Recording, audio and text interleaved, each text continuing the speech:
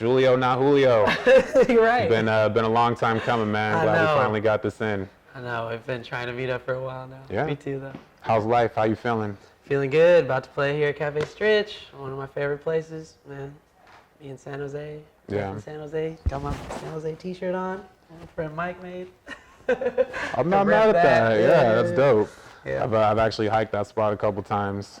You know, sadly, I'm totally a poser. I have not even been to Alum Park, but I was like, that shirt's tight. And now I wear it whenever I'm in San Jose. Alum Park. Alum. Yeah. Yeah, even worse. I'm like, what's my shirt say? But no, my homie made it, so I was like, yeah, support. You're not posing if you're helping the homie out. It was more about that. I should probably go check out the park, though. It's cool, man. It's not it's not the most. It's a good park, man, but like there's other things you can do too. You kind of, honestly, for like the cool spots in there, you got to go off trail, and they got a couple like hidden waterfalls you can get to and things like that. Cool. I'll check it out. Yeah. Alum. Not alum. Yes. Okay. Alum. So, what is new in the music world with you right now? Man, I've been collaborating with a lot of different people, you know, playing with guys from New York a lot, which has been cool because I'm kind of like one of the guys out here that they can rely on to play the music. And so been just working with different guys from there. Been playing with Thomas Pridgeon a lot, which has been great. And who's going to be here playing tonight with you as well, here tonight with us. Yeah. And we got our project Big Trippin'. So we've just been doing that, trying to just get more shows under my name and write more music, you know. Yeah. Do that whole thing because I play bass, so I'm always a sideman, and I'm down with that. But also like to lead and have a vision of my own, and want to start putting that out more. Yeah. Do you guys are you gonna have a Big Trippin' album coming out at some point? That would be awesome, honestly. I don't even think we've thought that far ahead because we play a show like once every 4 months at this point. But that would be great. Recording with Thomas is definitely something I see in the future, and hopefully with Nick, piano player, and you know, maybe Xavier too, you know. Maybe. Yeah, maybe. If he makes the cut. We'll have to see. We'll have to see, Javi. Maybe. You're considered. Yeah, he's definitely in the top consideration. And playing with John Palowich a lot on saxophone, man, has been a great addition to our thing with both Big Trippin' and my other projects. You know, sometimes we're Vibe Theory. Sometimes we're Jazz Thugs in Harmony. You already know I like that one. Yeah, that's like... I want Max to put that on a bill someday, like just put Jazz Thugs featuring Jazz Thugs. You put it out in the universe now, so now it's just about making it happen. Yeah. Yeah, I wanted to ask you. Sorry, I was gonna say shout out to my friend EJ for making up Jazz Thugs in Harmony for me. Thank you, EJ. Thank you, EJ. Yeah. What were you about to say? I wanted to ask you about, so you were talking about playing with some cats out from New York. And so are you going out to New York to play with them, or is it more like when they're coming out here, they hit you up? It's more that. It's more, I've been getting recommended to a lot of guys out there for people who are putting the band together here in the Bay. Got you. And that kind of is like a thing to save money, but it's also something really nice to be said about like going to a place and making music with the people there. And I think people who do that it's like you got to be brave, you got to trust those dudes if you don't know them, you know, but like it's also cool because it's almost like wasteful to just be like bringing a band around everywhere. It's like all this energy, flights and everything when you could go and like make it there. I think there's something to be said about that. But I am going to New York soon. I'm going back in November. I was just there about like a month ago or something, and I'm trying to do that thing more. Yeah, what is the scene out there like as far as jazz is concerned? It's like there's so many musicians, man, and they're all so talented, and they're like take it so serious, and they just practice all the time. Well, it sounds like that. So I mean, for me, just to go out there and be immersed in that, it's kind of like the jazz mecca, you know? It's like where a lot of jazz musicians think that they need to eventually move there to push through that, and if you can survive there, then you're one of the best usually. Yeah, so when they say that, like when you say jazz musicians think they need to move out there to make it, like what entitles making it? Because like I'm curious about that. Like that's true. For especially like I've been, like kind of, working at a jazz club, Cafe Stritch, for like the past year, and I've been starting to like understand the scene, and just like I've seen so many amazing musicians come through, the people that when you watch them live, I mean, it blows your mind, but then you go out and no one's heard of them, right? Or like, what are they doing? Like, they're not touring or anything like that. They play around here, they get paid, they're professional musicians, but like, why are these like masters, like kind of like stuck in this box of just like working 3 or 4 clubs? And it's true. Sometimes when we've made it, we like don't even realize, or we don't even think we have, I still think I have so far to go, but I mean, I'm living off music. Yeah. So that alone, to a lot of people, would be like, you've made it, but like, oh, yeah. I guess it's all about where you set your aspirations and your goals, like, and I guess like, in my mind, I'm just like, damn, I still want to do this, I want to do that, and like, make all these things happen musically, and like, I guess what I had in mind too is like, if you want to like tour and play like every night in sessions and do all that stuff, like New York's a great place to do that. Like there's not that many touring groups coming out of the Bay Area. There's a few for sure, but and then LA, it's like if you want to do pop and record and like that's where you go, But it's like if you want to take the jazz thing super seriously, that's why I like SF, because it's a great medium actually. Like I play jazz in San Francisco, I play funk in Oakland. Yeah. Play hip hop in Oakland, and sometimes in the in different venues, and I get to do it all here. Like tonight, I think I'm gonna just like play all pocket music and like barely even play jazz. Sorry, Carl Yamada, but thank you me, because that's what I'm into. Exactly. So and it's Saturday night. Yeah.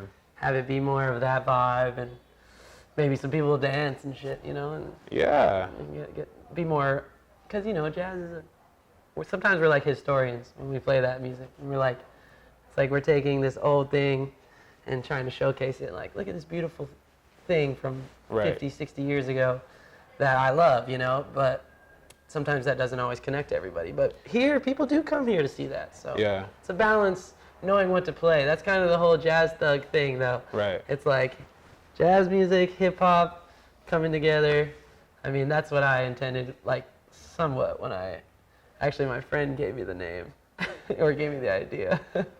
And it was a funny story, actually. Like, I was like, we were hanging out on a gig, and we were on the break, and like, people were calling me about other gigs, and then I had like a quarter pound of weed, and like, I was about to sell some weed to somebody. That's kind of it. And he was like, dude, you're like a jazz thug, dude.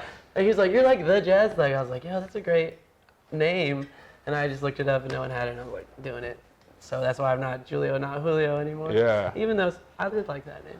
I mean, I dig it, because like the one thing that I've kind of figured out from, like I said, getting to, kind of be around a lot of jazz musicians and starting to understand the music and be around people more, is that like these fools like are kind of like rock stars, and like a lot of the old like jazz musicians like were thugs, and like those were the dudes, True. They were. And people don't, because we're not from, it was a long time ago, and like now like jazz is kind of like associated with like upper class, and like just like very it's totally different, man. Right. It's totally different, and those guys were badasses, and a lot of them didn't take any shit. A lot of them were like beautiful, nice people, but a lot of them were real serious. I've always heard stories of like Mingus like always carrying a gun and like being crazy and like pulling out a gun when he's like talking to club owners about like money and weird shit like that. But you kind of had to back in those days, right? And like a lot of those dudes like started playing for like mobsters and like stuff. They were playing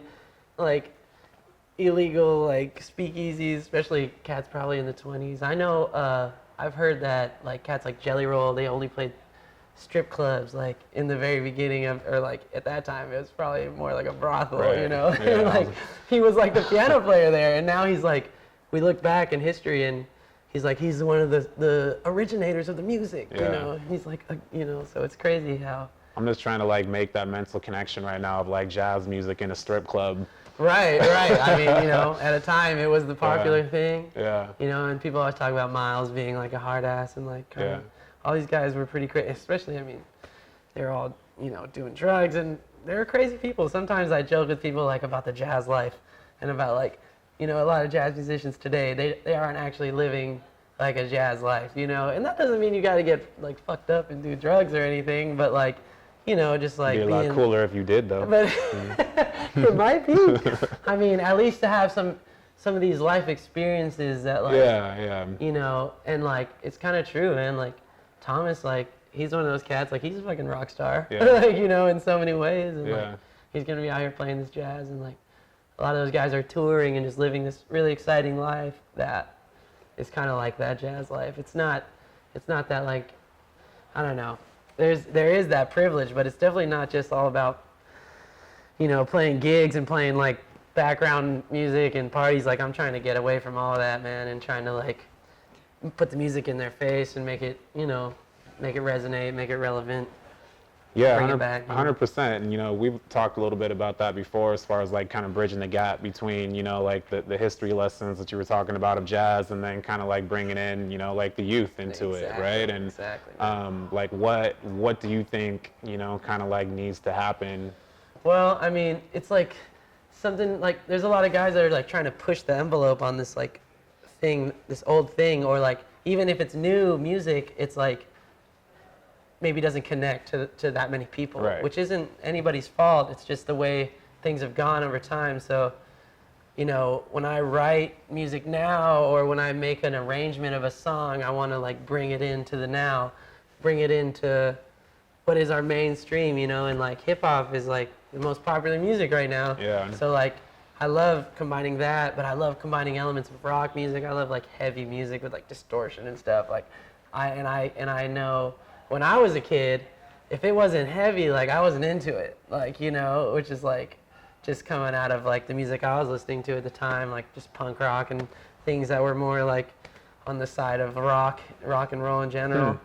And so a lot of the times I'm like pulling from that bag too. Like I want to have people like rocking out to my shit, you know? I want like, if I could get like people to mosh at my jazz show, that would be like, that'd be such a win for me. That would be something. You would be able to officially take over hashtag jazz life if you did that.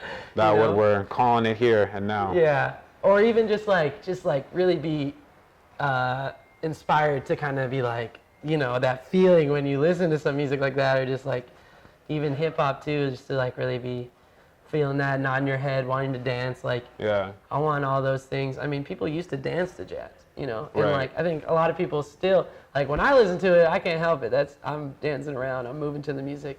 But I mean, I think. Okay, so tell me how, because this is like this is something I had to, through time and seeing it live a lot, like learn about jazz, right? And like jazz play, the musicians play off each other, right? Like you play the same song, or you play one song 100 times, 100 different ways, right? And every time it's different, and you're feeding off each other, and it flows, it goes up and down, it gets quiet, it goes loud. So like if you are, you know, like kind of if you're just an average person who wants to go dance or something like that, right? Like how do you kind of like, how do you incorporate that, you know? Like, because that can be, it's a tough thing to navigate, you know? Like, even sometimes if I'm shooting a show, like, I don't know, like, who to be shooting on, like, for the solo right now, because it's like going. Getting featured right now. It's like everyone, right? No, that's super true. And, like, how do we really come together to make it sound like a unit, you know? I think a lot of people play that music, like, play jazz songs, standards,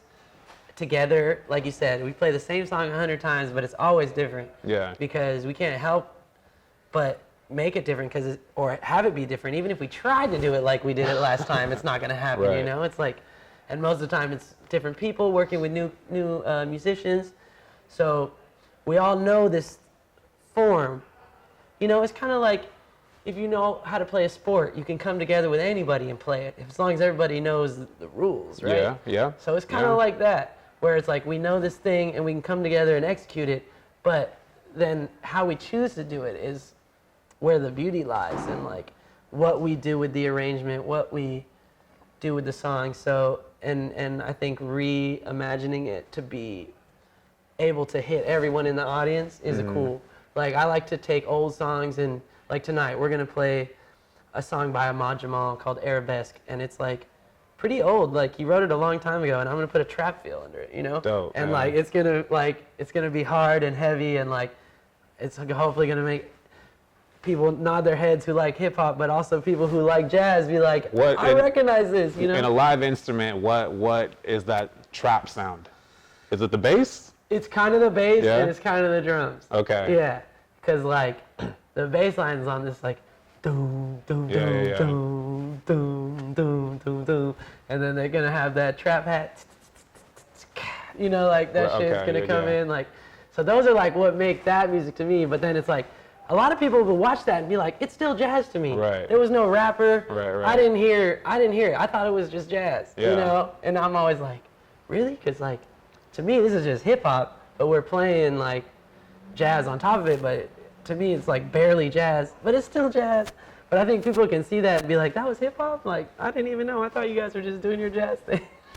So I was talking with this about Javi the other night too, and like how I think the separation and with jazz music and from just like the common person who enjoys music is music IQ or musical IQ, right? And like you need a musical IQ to be able to kind of like understand and appreciate jazz. For sure. And that's asking a lot, you know, It like is. from just like the common person who just maybe wants to go dance, you Yeah, know, or like it kind is of like asking a lot. And it's tough sometimes to be like, don't you like this? Like, Yeah. doesn't this hit you like it hits me? Yeah. But I mean, not everybody, I think one thing is about being really open, like open-minded. You know, you go to this concert and instead of trying to understand it, you just let it Right, flow. right. Like, I'm just gonna like close my eyes and let this music hit me, you know, like, or like, you know, not try to be like, what's happening, but just try to be like, yeah, like it's happening. Like, am I enjoying it? Like, even ask yourself, like,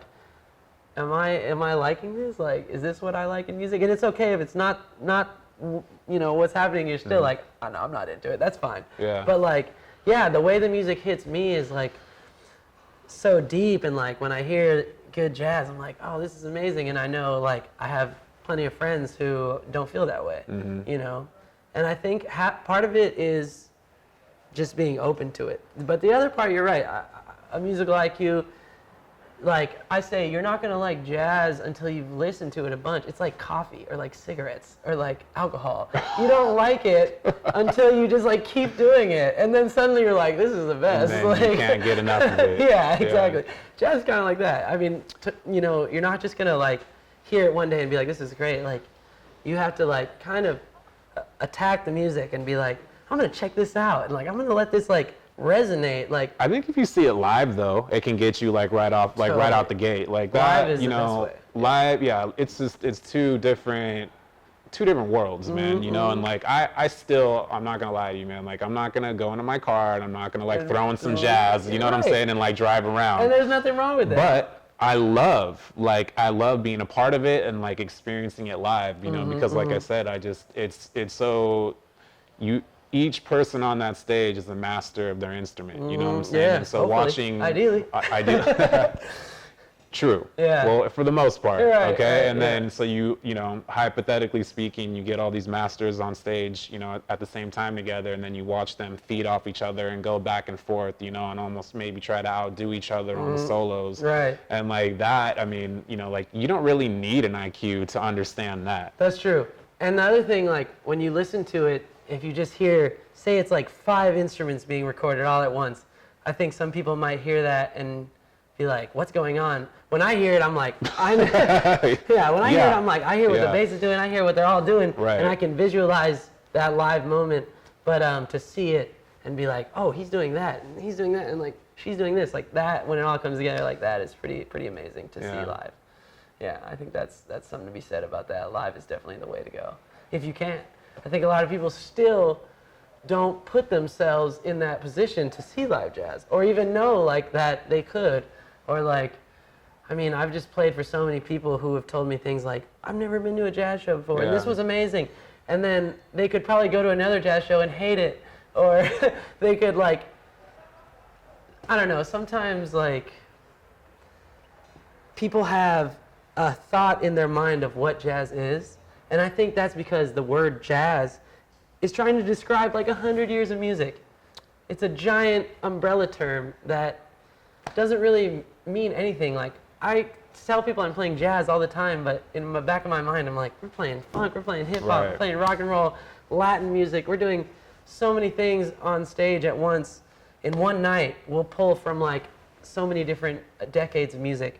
So people, I think, all too often, you say the word jazz, and they might think of this like old like thing from the 20s, or they might think Louis Armstrong, or then maybe they think like strange sounds that I don't like because they once saw some jazz in like the 70s Probably and it all like of the above. attacked them Yeah. and they were like very uncomfortable, or like it's like the word, it's like we almost need like all these subgenres, but at the same time, if people know the music But and are familiar, you get all these subgenres with everything else, you It's know, true. like there isn't just like hip hop anymore. You got like lo-fi, you got Right. trap, you got, That's you know, so like all true, these like man. other like little Even with- subdivisions, even like with rock and all these, it's like alternative, but you the know, jazz guys classic are just rock, like soft jazz, rock. Yeah. modern jazz. Yeah. We've been saying the term modern jazz since the 50s. Right. Like, it's like, and there are different styles of jazz, but only, it's like bebop and swing era, but like,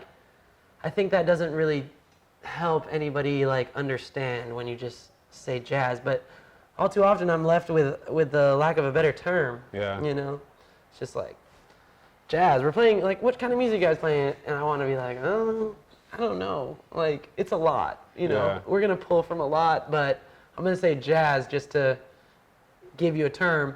But I don't like doing that because in some people's minds, I see right when I say the word jazz, they're like, It's a "Ooh, rap." yeah," they're like, "I'm out of here." Yeah. And that's like, that's a shame because if you came to my show, I might actually be able to hit you with some music that you're like, "This is jazz. Like, I like this." Like, 100%.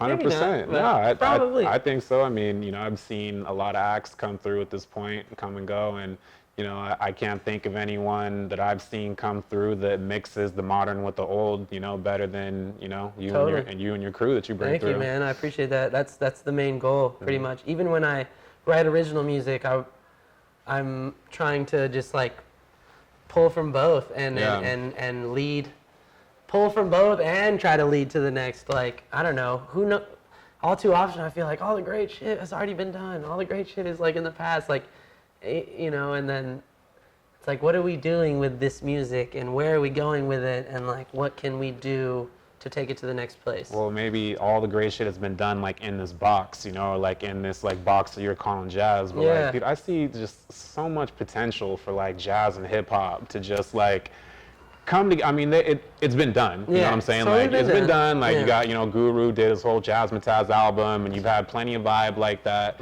which was dope. Yep. Yeah. But for me, like, I feel like kind of like how you got the roots, right? You have a couple, lyricists that are like kind of like always there. Yeah. And then you have a band that plays every song and tours with the lyricist, right? So when you go to see the Roots, you're seeing the band plus the vocalist. Like, I don't understand why there isn't more of that in hip hop, why there aren't more of these artists who are taking on bands, and like we talked about like that Mac Miller album, the Swimming one. Right. Again, I Killing. talked about this with Javi, but I mean that album was very, very jazz instrumental. Or Kendrick, Pimp a Butterfly. True, It's like right? super instrumental. Like, just like, there's so much going on musically, and harmonies are crazy, and like all this really cool stuff musically is going on featuring the hip hop. It's still, it's total blend.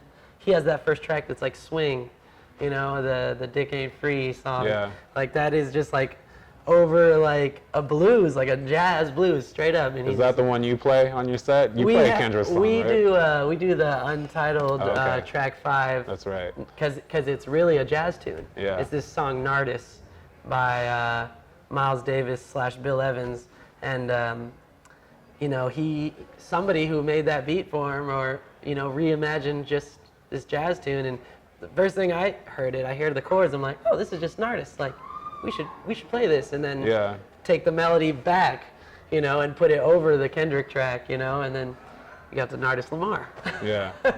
Yeah. Why do you think that like more like hip hop artists like aren't taking on like some taking on like a band to kind of like make music together in a collaboration? Do you think it like kind of like takes away from now? It's not just about the hip hop artist. It's about the hip hop artist and the band, and like like they don't want to share the limelight. Like, possibly, even I think it might just come down to money these days and time, and you just get paid more for doing it with a DJ, and with a band you're just working with personalities, but like that's kind of my ideal situation is jazz quartet featuring MC. Yeah. That's like what I want to have all the time.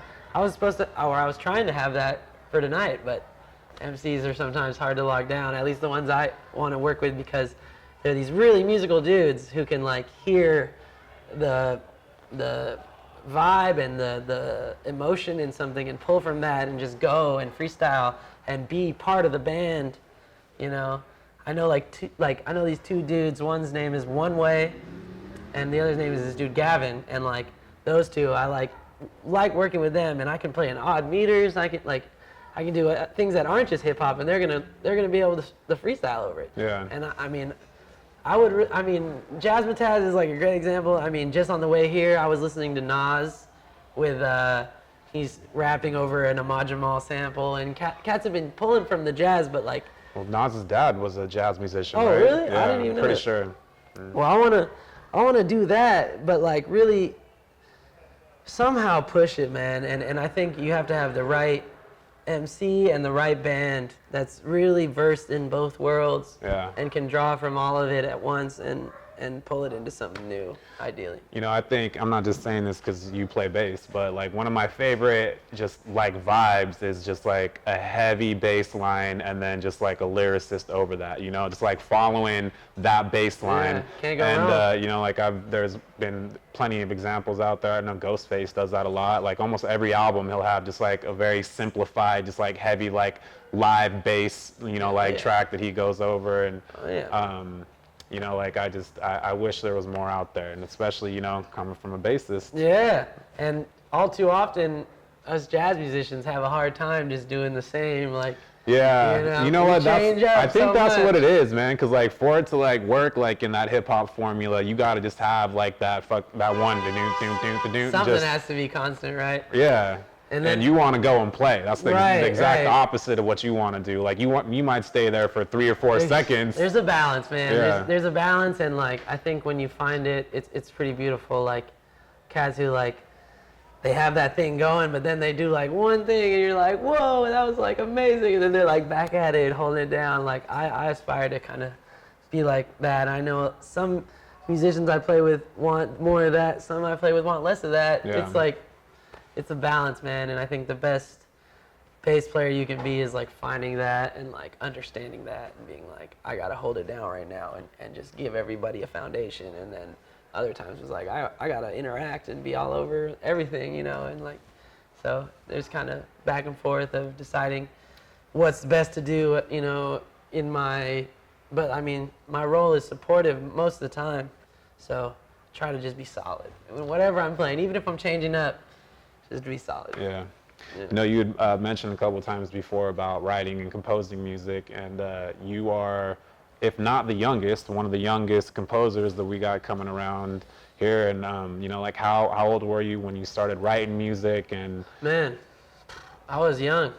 Yeah, I was young. Like, I used to just go home and make up a whole like song on the bass or like guitar or the piano, and like I'm still playing tunes that I wrote when I was like 17, 18. yeah, Like I have one that I like to play, only really one that I like to play from when I was that young, but man, that was always something just supernatural to me, like to pick up an instrument and start working out something that I started to hear, or just, you know, always had that urge to compose. I used to just make up like songs on bass and go play them for like my skater friends and like my friend Matt's dad. Like I would just like, you know, be like, yo, I made this song like just for you guys. Like that was the only people I was playing for. Like, Dope. you know, and then like he had a bass at his house and I'd be like, you know, check out this thing I made. And, you know, they'd be like, that was sick. Like that was awesome. And like that was like, I would like literally try to make up songs to just go share with those dudes. And then like, but that was even before I became an actual musician. Like that was always something I had an inclination to do, just purely because I loved music. And as soon as I started playing an instrument, I wanted to like create something and be like, oh, I could, you know, make this thing. I don't know. I've always had the desire to do that from a pretty young age, which is cool. But almost until I found the bass, which is like 7th grade, like I played the violin for a long time. I was gonna ask you, like, what was the instrument that you actually like grew up on or like started First playing one, first? violin, Yeah, a little okay. piano, Yeah. But I never like thought to compose on the violin. Like it was never like I'm gonna go home and write a piece for the violin. That's a real tough one to That pull is, off, right? It is. Like Yeah. I never had the desire, but as soon as I started playing bass, it was like, man, I like want to go home and like make up this song, like because I knew it could like reach me, not only me, but like my friends, you know, more because it was bass instead of violin. Like, Yeah. I never wanted to bust my violin out for my skater homies. Like they would have been like, Understandable. put that shit away. Yeah, very understandable. but the bass, I was always like, oh man, like everybody likes this. People like this sound. Like I know, like part of being a musician is just, you know, making people happy and like bringing joy. Like I try to like write music that can bring joy. But sometimes I want to write music that actually pushes another emotion on people, or like, you know, I got a song I like to play called Anthem for a New America, and Anthem's all about, you know, what's wrong with the country, so I try to like bring that out. So sometimes I want people to feel, I grew up on a lot of classical music, and the emotion that draws, like. Doesn't that song have a story to it, a background story? Well, it's a dedication. It originally, actually, I wrote it just thinking about like victims of gun violence. Now I say it's like a dedication to so many things.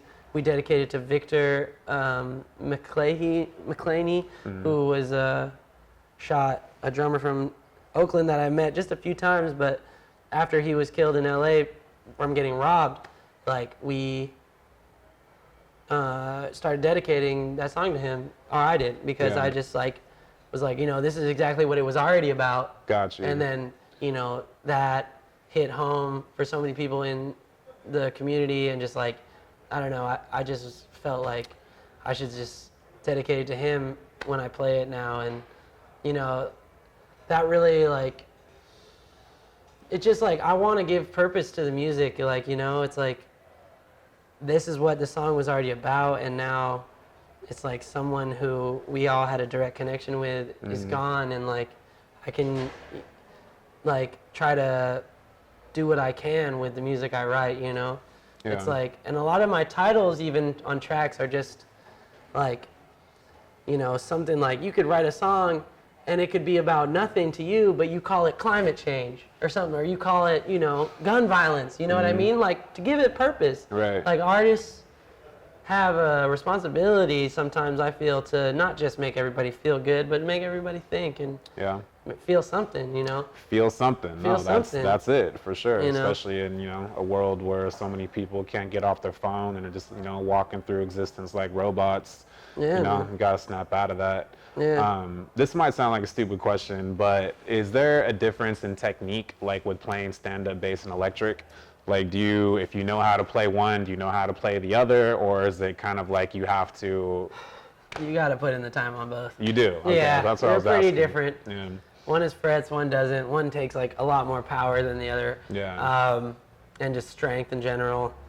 And then what you do on them is so different too. Like one is meant for swing and classical music and all this stuff, and the other is meant for funk and rock and roll. Yeah. And so those approaches are so different. So not only do you have to have different techniques, but you have to have different ears that can know what genre you're supposed to be, you know, pulling from. And so for a musician who plays both, you know, like what would you say, like, is there one that you prefer, like one that you're kind of like is your specialty? My perfect day is playing both. Gotcha. You know, yeah. I want to like swing in the evening and then go play a funk session or something, a hip hop session. That's like my ideal day. Sometimes I'll wear a suit in the first gig and play some jazz, and then I'll like wear whatever I want for the second gig and like play some hip hop, and like I don't really like identify more or less with the other, but man, I just like gravitate to both so strongly. Like swinging on the bass is one of my favorite things in life to do,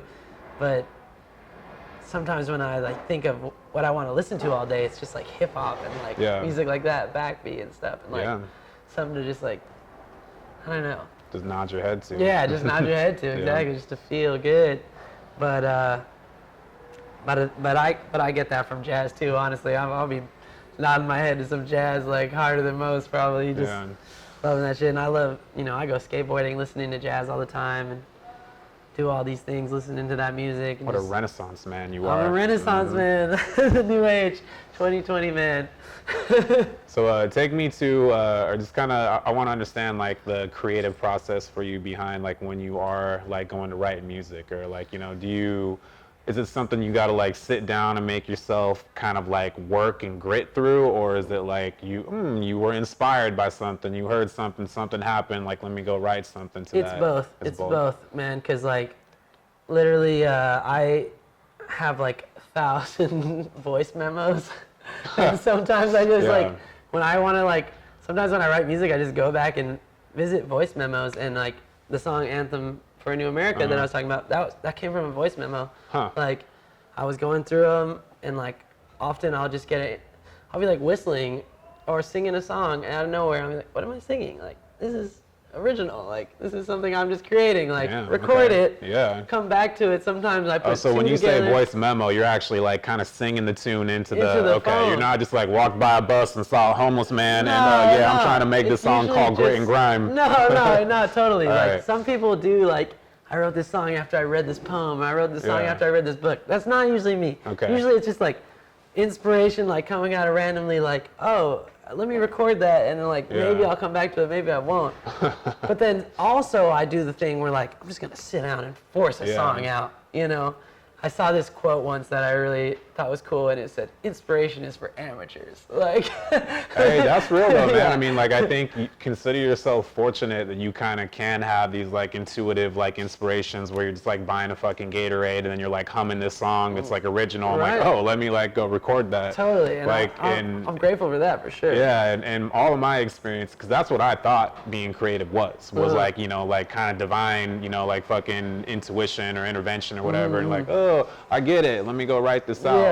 But I found out that like true like kind of like creativity comes from just fucking having grit and just working through. And it's like usually for me at least, it's like doing something that didn't work out, but then that gave me an idea to do this, and then that's actually what I went with, you know, and like just having to like actually just push through. Right. No, totally. And it's but I would say it's almost more of the second, like more of this, like sit down and like write it, like figure it out and hear something and just keep following it until you're done. Like, you know, and there's something to be said about that. We'll definitely play one song of mine tonight that I wrote that way. I just like didn't even have an idea to start with. I just like kind of sat down and was like, I'm gonna write a song and I'm not gonna like get off this piano until I'm done. And then that's kind of forcing it out, but sometimes even doing that, it still ends up with this cool thing at the end. It's a great product. So I'm kind of an advocate for both, but every now and then I just like hear it, and it's like a song will write itself. Like I didn't even have to write it because it just kind of came out, and that's nice too. Yeah. And it's always like, is this a song already? Like, is this coming from something? Where's the inspiration for this? Like, what did I hear that made me want to sing this? Because you know, it's like language. You're not gonna make up words without like being inspired by words you already know. Like anything you say that is gonna make sense is something you've already heard to understand. So a lot of it's like regurgitating things you already heard, but how can you make them new? Like, is this original?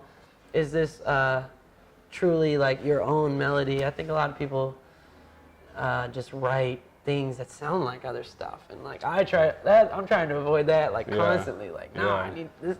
Even if I start a song and I'm like, oh, this kind of sounds like that, like trash it. Like, gotta be tough, man. These days, so much information coming in, right? I mean, you know, there's so many things, so many amazing things that have been done, but you know, I think sometimes you get that you truly let your voice speak, and you can find some original material in there, you know. Well, tell me, what are you looking forward to moving ahead right now? Some things coming out with you personally. My first album, for sure.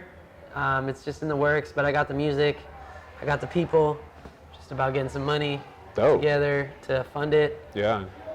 So that's definitely been on my mind a lot this year. Just like, I'm 30. I don't have an album, like, that has to happen.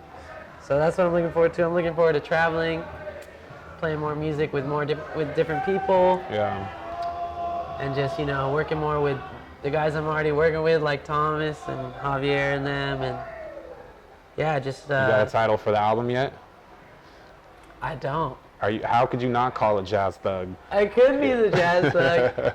You know, sometimes like that's all fun, but I want it to People be might take it a little like too light. Yeah. Or even like sometimes I don't know if like old heads hear that and they're like, "Thug." Well, that's what I meant. We don't like that. Yeah. Like, I'm like, no, I'm not like a. Something that can bridge the gap, right? Yeah, Bring it yeah. full circle. Yeah. I don't know. Anthem for a New America could be the title. That would be dope. Yeah, but that's a little heavy too. I don't really like want to have politics be I was like gonna say, it does first that's thing. heavy political. Yeah, for sure. And some people are like, I don't want to do it. Like, I like it how it is. Yeah. Like, I don't know, but I haven't thought of the name yet. But I mean, it could just be a self-titled because it'd be my first record. So Right. introducing or just, you know, just my name because I don't even have a record yet. But I did just release. You know, I do have something to promote. Okay. Bastet, a band I play in. It's a three-piece. Me, this guy Justin Rock, and this guy Mike Quigg. We just released a new album, and it's coming out on a record label called Slow and Steady, and it's coming out like in a few days, and that's our new album. Like, yeah, so All right. it's called At the Age of Zero.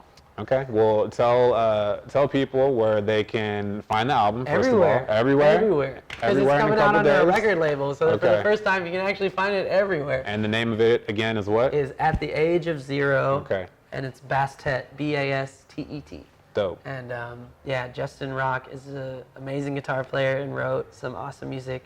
And we feature all these great artists. So Now, if anyone out there is trying to check you out and, you know, get to see some just really dope live jazz that, in my opinion, mixes the modern with the old better than anyone I've seen, tell them where they can find you. I mean, I like need to get my shit together, but at the moment, Instagram for sure. At the Jazz Thug. All your shows are on Instagram, All my right? shows are put out there. You know, music is the message of my IG account and Facebook. I'm usually pretty good about letting people know on Facebook. But yeah, besides that, What is your Instagram though? The Jazz Thug. The Jazz Thug. The Jazz Thug. All That right. is I. And you know, it's just because I like hip hop and jazz. It's not anything crazy, you know. Yeah. But man, yeah, you can find me there, and that's kind of sad that that's the only place you can find me right now is there on Facebook. I got a website enough, coming bro. It's in enough. the works. Website's in the works. I have one, but it's like got to be updated, and I need to put together like, you know, some other stuff, but you know, for now, IG is the best place. All right. You can email me. You can hit me on an email. Put you on my email list. But nah, yeah, IG right now is the spot that I'm All like right. advertising. That's my like. Yeah. Here's what I'm doing. Yeah. You know, and it's kind of funny that it became that platform. But that's what I mean. It's a digital resume. That's what I use it for. That's the way I look at especially it. as a filmer and photographer, it's perfect. It's Yeah, like why do I need a website? You can fucking hit me up on that. You want to book anything? Like fucking let's get it on that. true. You know, you can see what I've been doing. You can see where I'm gonna be at. I get hit up for gigs on it and stuff like that all the time. Like The only- musicians and yeah. artists are connecting on Yeah. it. Like, so it is the platform at the moment. It might change in a few years. Yeah. Who knows? It seems to always change. But yeah, that's the move right now to find out where I'll be playing, for sure. Cool. Soon All right. the website be like julioxavier.com or julioxaviercetto.com. They'll all the URLs will lead there. We'll get there, man. Yeah, we'll get there. But so Bay Area, if you're trying to, like I said, trying to check out some really good jazz, please look up my boy. And thank you, man. I appreciate your time. Glad we finally got Appreciate this you, man. in. Me too, man. All It's right. been in the works, so thank you you for doing Yeah. it.